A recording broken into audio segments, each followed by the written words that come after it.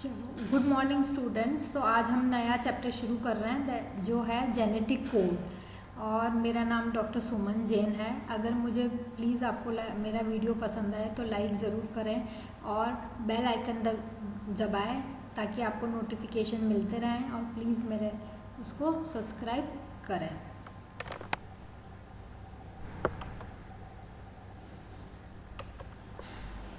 तो आज हम पढ़ रहे हैं जेनेटिक कोड। चलो अब आगे चलते हैं। तो हम देखते हैं कि जेनेटिक इन्फॉर्मेशन आगे कैसे जाती है। तो हमको सबको पता है कि जेनेटिक इन्फॉर्मेशन जो हमारी है वो डीएनए में प्रेजेंट रहती है। ये डीएनए अब अपना इन्फॉर्मेशन आगे कैसे भेजता है, तो ये अपना डीएनए अपना इन्फॉर्मेशन आगे ट्रांसफ़र करता है जो मैसेंजर आरएनए को।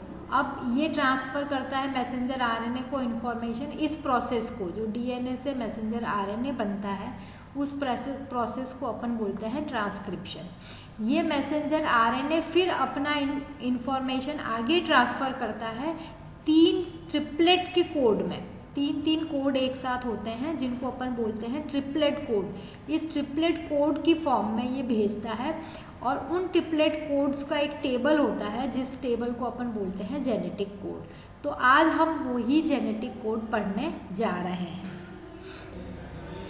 अब हम देखते हैं ट्रांसक्रिप्शन। ये ट्रांसक्रिप्शन जो है, जो डीएनए से आरएनए बनता है, ये ट्रांसक्रिप्शन न्यूक्लियस में होता है। ठीक है, ये प्रोसेस न्यूक्लियस में होता है जिसको अपन ट्रांसक्रिप्शन बोलते हैं। फिर ये जब मैसेंजर आरएनए आगे अब पेप्टाइड या पॉलीपेप्टाइड चेन या प्रोटीन बनाता है, वो न्यूक्लियस में नहीं होता, वो न्यूक्लियस से बाहर होता है, जो साइटोप्लाज्म में होता है और राइबोसोम्स के अंदर होता है। और ये राइबोसोम्स जो है रफ एंडोप्लाज्मिक रेटिकुलम की सरफेस पर उपस्थित होते हैं। अब इसी को हमको आज पढ़ना है। फिर अब हमने देखा कि जो मैसेंजर आरएनए जो इन्फॉर्मेशन लाता है, वो मैसेंजर आरएनए जो है वो इन्फॉर्मेशन इस तरह से एक सीधी लाइन के रूप में बहुत सारे कोडोन लिखे हुए होते हैं या बहुत सारे नाइट्रोजन बेस लिखे हुए होते हैं। अब ये न्यूक्लियोटाइड का जो बेस सीक्वेंस है, ये 3 के फॉर्म को अपन एक कोडोन बोलेंगे। 3 न्यूक्लियोटाइड एक कोडोन में होते हैं। ऐसे करके हमने देखा कि ये जो सीक्वेंस लिखा गया है, इसमें 7 कोडोन उपस्थित है। ये 7 कोडोन जो है वो एक अमीनो एसिड को कोड नहीं करते हैं। ये 7 जो है ये अलग अलग अमीनो एसिड को कोड करते हैं। तो अब कोडोन क्या है? ये सीक्वेंस है किसकी? 3 न्यूक्लियोटाइड की, जो मैसेंजर आरएनए को एक अमीनो एसिड के लिए कोड करता है। उसके बाद अब जेनेटिक कोड क्या है कि ये ऐसे ही कोडोन जिसमें हमको ये पता चलता है कि ये कौन सा कोडोन किस अमीनो एसिड को के लिए है, वो कहलाता है जेनेटिक कोड। एक ऐसी टेबल बनी हुई है, उस टेबल में आपको ऐसे बहुत सारे कोडोन दिखेंगे और हर कोडोन का एक अमीनो एसिड दिखेगा। वो जो टेबल बनी हुई है उसको कहते हैं जेनेटिक कोड। आज के इस चैप्टर में अब हम यही पढ़ने जा रहे हैं, ये जेनेटिक कोड। और इस चैप्टर के आज के ऑब्जेक्टिव क्या है कि पहले तो हम समझेंगे जेनेटिक कोड क्या है, जेनेटिक कोड के स्पेशल कोड्स कौन से हैं और उनकी कैरेक्टरिस्टिक्स कौन कौन सी है, कि ये जेनेटिक कोड कैसे होते हैं, उनके बारे में आज हम अब ये पढ़ेंगे। अब आ जाते हैं हम जेनेटिक कोड पढ़ने से पहले हम कुछ एक डेफिनेशंस देख लेते हैं। कोडोन। अब ये कोडोन वर्ड जो हम बार बार बोल रहे हैं वो है क्या? वो एक amino acid, an amino acid is coded by a group of 3 base, जिसको अपन कोडोन बोलते हैं। क्या कि एक अमीनो एसिड के लिए 3 बेस का जो एक कोड होता है उसको अपन कोडोन बोलते हैं। जैसे 3 बेस ये है यू यू यू, ये कौन से अमीनो एसिड का कोड है? ये फिनाइल एलेनिन का कोड है। सेम इसी तरह से UUA, ये ल्यूसीन अमीनो एसिड का कोड है। तो ऐसे 3 जो ये ट्रिपलेट के फॉर्म में है, जिसको अपन क्या बोलते हैं? कोडोन। अब अपन देखते हैं जेनेटिक कोड क्या है। तो ऐसे हमने एक टेबल देखते हैं जिसमें 64 कॉम्बिनेशन है। 64 कॉम्बिनेशन है 3 बेसिस की, जो अमीनो एसिड को कोड करती है, जो शुरू वाले प्रोटीन सिंथेसिस शुरू करने के लिए जो अमीनो एसिड कोड है उसको कोड करती है। फिर स्टॉप करने के लिए कुछ कोडोन्स है जिसको कोड करती है। वो सब चीज़ें एक टेबल के फॉर्म में उपस्थित है जिनको अपन जेनेटिक कोड कहते हैं। अब अपन देखते हैं ये जेनेटिक कोड की टेबल। इस टेबल में हमने देखा जो फर्स्ट वाली ये जो रो है ये बताती है हमको क्या, फर्स्ट बेस। जो 3 कोड होते हैं ना उसमें जो 3 चीज़ें लिखी हुई है, जैसे यू यू यू था फिनाइल एलेनिन में, तो वो यू जो फर्स्ट वाला यू लिखा है वो ये फर्स्ट बेस है। सेकेंड बेस ये चारों हैं, ये चारों सेकेंड बेस है। और ये जो अकेली रो है वो थर्ड वाले बेस की है। तो अब हम ये देखते हैं कि जो फर्स्ट वाली बेस यहाँ से आती है, सेकंड हम इनमें से लेंगे और थर्ड हम इनमें से लेंगे, ऐसे करके तीनों ट्रिपलेट कोड बनता है। अब हम ये देखते हैं कि जो ये रो है, एक रो है, इस पूरे रो में टोटल 16 अमीनो एसिड है। जैसे 1 2 3 4 इसमें है, 4 इसमें है, 4 इसमें है और 4 इसमें, ऐसे करके कितने, एक रो में कितने 16 अमीनो एसिड है। सेम उसी तरह से जो एक ये कॉलम है उसमें भी 16 अमीनो एसिड है। तो अगर हम गिनते हैं तो 1 2 3 4 5 6 7 8 9 10 11 12 13 14 15 16, इस तरह से एक रो, एक कॉलम में भी 16 अमीनो एसिड है और एक रो में भी 16 अमीनो एसिड है। ऐसे करके अगर हम टोटल देखते हैं तो 64 कॉम्बिनेशंस हमारे पास है, या 64 कोडोन्स हमारे पास है, या जिनको अपन जेनेटिक कोड बोल रहे हैं। अब ये 64 कोडोन्स जो है उसमें हम ये देखेंगे इसमें कि जो फर्स्ट रो है, ये फर्स्ट, उसका लास्ट बेस जो है वो यू होगा, फर्स्ट बेस जो है, लास्ट बेस यू होगा। इस रो का सबसे लास्ट बेस सी होगा। तो जो भी फर्स्ट है उन सब में यू होगा, देखो लास्ट बेस, और जो सेकेंड लाइन है उन सब में सी होगा, लास्ट बेस क्या होगा, सी होगा। इसी तरह से थर्ड लाइन है उसमें लास्ट बेस क्या होगा, एडिनोसिन होगा, ए। सेम इसी तरह से थर्ड वाला यहाँ एडिनोसिन होगा, यहाँ पर भी एडिनोसिन है और यहाँ सब पर भी एडिनोसिन है। और लास्ट वाला जो हम देखेंगे, लास्ट कोडोन का लास्ट लाइन जो भी रो आएगी उसमें सब में जी होगा। इस तरह से ये जेनेटिक कोड होते हैं। अब हम देखते हैं कि ये जो जेनेटिक कोड है इसमें कितने कॉम्बिनेशन है हमारे पास, लेकिन हम इम्पॉर्टेंट जो अमीनो एसिड हमारे पास होते हैं जो प्रोटीन बनाने के काम में आते हैं वो सिर्फ 20 है, लेकिन जो कोड है वो कितने हैं, 64 कोड है, जो 4 × 4 × 4 करके 64 पॉसिबल कॉम्बिनेशंस हमारे पास मिलते हैं। अब इन 64 में से ये सिंपल एग्जांपल तुम्हारे सामने दे रखा है, देखो GGU, ये ऐसे मैसेंजर आरएनए में इस तरह से ये रंगीन जो दिख रहे हैं वो क्या है, न्यूक्लियोटाइड है। तो ऐसे न्यूक्लियोटाइड के 3 के कोड होते हैं। जो फर्स्ट 3 है वो फर्स्ट कोड का कोडोन है, वो एक अमीनो एसिड के लिए, ये दूसरे अमीनो एसिड के लिए, ये तीसरे अमीनो एसिड के लिए, ऐसे चलता है। तो जैसे ग्लाइसिन GGU, ये कोड जो है वो ग्लाइसिन के लिए है। तो ये फर्स्ट अमीन न्यूक्लियोटाइड हो गया, ये सेकेंड न्यूक्लियोटाइड हो गया, ये थर्ड न्यूक्लियोटाइड हो गया। इस तरह से 64 हमारे पास पूरे ये टोटल कॉम्बिनेशन है। इन 64 में से 3 जो है 4 अमीनो एसिड, 4 कोडोन्स ऐसे हैं जिनका स्पेशल फंक्शन है। उसमें से एक शुरू करने वाला इनिशिएटिंग कोडोन है, 3 जो है वो स्टॉप कोडोन है, वो स्टॉप करने वाले हैं। ये देखो, ये ऐसे कोडोन जिनका स्पेशल फंक्शन है। तो स्टॉप कोडोन 3 है, वो कौन से हैं, UAA, UGA और UAG। और फिर एक स्टार्ट कोडोन है जो है AUG, जो मिथायोनिन के लिए भी कोड करता है। अब हम आ जाते हैं इसकी कैरेक्टरिस्टिक्स, जेनेटिक कोड की क्या प्रमुख कैरेक्टरिस्टिक्स है वो हम पढ़ेंगे। तो सबसे फर्स्ट है यूनिवर्सलिटी। तो ये यूनिवर्सल में पूरे में एक जैसा कोड है। अनएम्बिग्युइटी, जो स्पष्ट है। रिडंडेंसी, जो डीजेनरेट भी बोलते हैं जिसको। फिर कोलिनियरिटी, जीन और प्रोडक्ट की, और नॉन ओवरलैपिंग है और कोमालेस है। ये सारी इनकी प्रॉपर्टीज या इनके लक्षण है। तो अब हम एक एक लक्षण को अब अलग से पढ़ेंगे।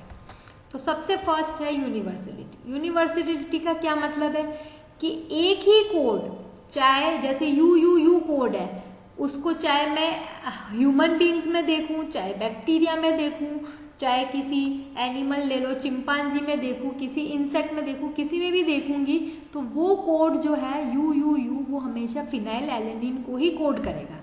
चाहे दुनिया में मैं किसी भी जगह चली जाऊं, वहाँ सब जगह वो कोड फिनाइल एलेनिन का ही होगा। कुछ एक्सेप्शनल केसेस है, जैसे AUG जो मिथाइनिन के लिए कोड करता है माइटोकॉन्ड्रिया के अंदर, जबकि साइटोप्लाज्म में आइसोल्यूसिन को वो कोड करता है।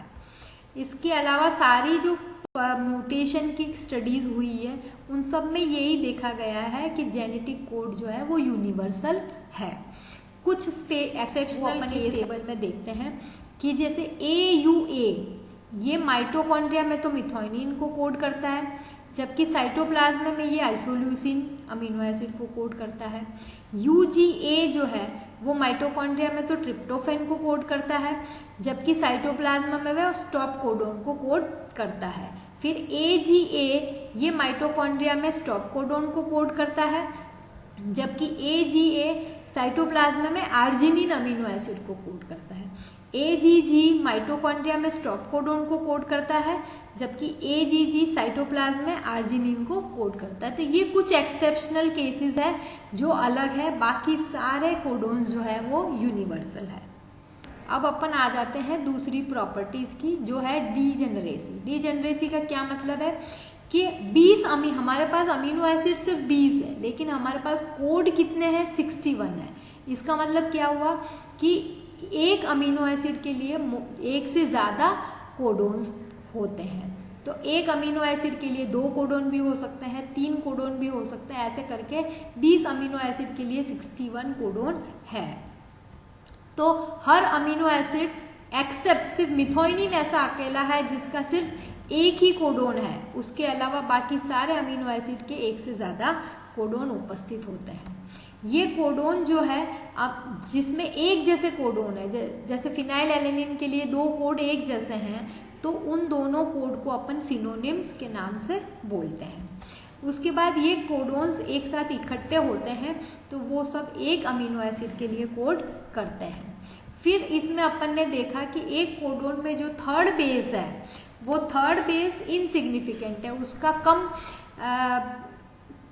प्रभाव है, क्योंकि उस कोडोन में अगर कुछ चेंज भी हो गया तो अमीनो एसिड ज़्यादातर चेंज नहीं हो पाता है। ऐसे इस सिद्धांत को, ऐसे फिनोमिना को, ऐसे प्रोसेस को अपन बोलते हैं वॉबलिंग फिनोमिना, जिसमें कि जो थर्ड न्यूक्लियोटाइड है उसकी स्पेसिफिसिटी कम हो जाती है और इसीलिए उसको अपन कहते हैं थर्ड बेस डीजेनरेसी। अब ये वोबल हाइपोथेसिस क्या है? ये वोबल हाइपोथेसिस क्रिक ने दिया था और उसने ये बोला था कि एक ट्रांसफर आरएनए जो है वो एक कोडोन को पहचानता है और इसी तरह से एक अमीनो एसिड के लिए बहुत सारे कोडोन होते हैं। इसी तरह से हम देखते हैं कि जैसे एंटी कोडोन में सीक्वेंस आया C तो कोडोन में उसका G आएगा, A आया तो उसका U आएगा। इसी तरह से अगर U आया तो उसका G आएगा, लेकिन अगर गलती से U की जगह G आ गया तो उसका U आएगा। लेकिन अब हम देखते हैं GU आ जाए या GU आ जाए, दोनों में से कोई सा भी पॉसिबल आ जाएगा तो उसमें अमीनो एसिड बदलेगा नहीं, अमीनो एसिड वही आएगा, क्योंकि दोनों कोड जो है वो किसके लिए है, वो वैलिन के लिए है। तो इस हाइपोथेसिस को बोलते हैं वोबल हाइपोथेसिस, जो क्रिक ने दिया था। अब हम देखते हैं कि जो भी कोड है वो नॉन ओवरलैपिंग है। नॉन ओवरलैपिंग मतलब एक के ऊपर एक चढ़ते नहीं है। जैसे अगर सीक्वेंस में 3 U है फिर वापस दूसरे कोड में भी U है तो ये U इसके साथ कैंसिल नहीं होता है या ये U इसके साथ कैंसिल नहीं होता है, वो इंडिपेंडेंट है, हमेशा सेट 3 कोडोन का ही रहेगा, एक दूसरे के ऊपर कोई भी चढ़ेगा नहीं या इकट्ठे नहीं होगा। सबके अपने अपने कोड है, वो 3 के अलग अलग, एक के बाद एक, तीनों कॉन्जिक्यूटिव तरीके से ही कोडोन होंगे।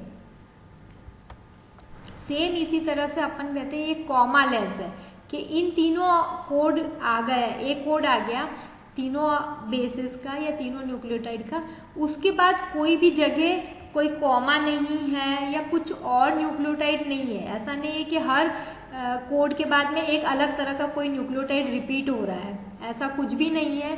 कुछ सीक्वेंस में एक के बाद एक कंटिन्यूअसली स्ट्रक्चर है कोडोन का।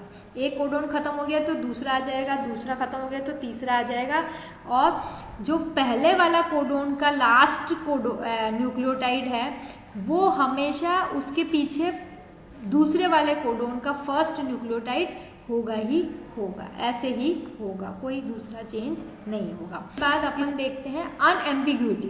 अनएम्बिग्यूटी का मतलब ये है कि जो भी कोड है वो स्पष्ट है कि वो कोड अगर अब कहीं भी जाएगा तो वो पर्टिकुलर अमीनो एसिड ही आएगा। जैसे यू यू यू आया तो वो फिनाइल एलेनिन वाला ही अमीनो एसिड आएगा। तो अब ट्रांसफर आरएनए कौन सा वाला आएगा, वो अब फिनाइल एलेनिन वाला ही आएगा। अगर फिनाइल एलेनिन वाला अब अगर ट्रांसलेशन हो रहा है तो भी वो कोड किसको करेगा, फिनाइल एलेनिन को ही कोड करेगा। और इसी तरह से फिनाइल एलेनिन ही उस अमीनो एसिड की जगह आएगा जहाँ पर भी, चाहे पॉलीपेप्टाइड सीक्वेंस में आए, कहीं पर भी आए। तो ये बिल्कुल स्पष्ट है, अनएम्बिग्यूटी का मतलब है स्पष्ट है कि एक स्पेसिफिक अमीनो एसिड के लिए वो ही कोड आता है। उसके बाद collinearity of gene and product. तो जीन और प्रोटीन जो है दोनों ही क्या है, एक बेस सीक्वेंस है जो सीधी एक लाइन में है। तो अब अगर अपन ने जीन में देखा कि एक के बाद एक न्यूक्लियोटाइड, एक के बाद एक न्यूक्लियोटाइड, ये सब सीधी लाइन में है, लीनियर है। उसी तरह से अगर हम पॉलीपेप्टाइड चेन को देखेंगे तो उसमें भी अमीनो एसिड एक के बाद एक सीक्वेंस में ही होंगे। तो ये कैसे है, लीनियरिटी है, चाहे हम जीन की बात करें चाहे उसका प्रोडक्ट जो प्रोटीन है उसकी बात करें। ठीक है, धन्यवाद आपको बहुत बहुत, थैंक्स अ लॉट। आपने मेरा लेक्चर बहुत अच्छी तरह से सुना। अगर आपको पसंद आया हो तो लाइक बटन ज़रूर दबाएं और सब्सक्राइब बटन दबा दें और बेल आइकन दबा दें, इससे ताकि आपको मेरे नए नए वीडियो के नोटिफिकेशंस मिलते रहेंगे।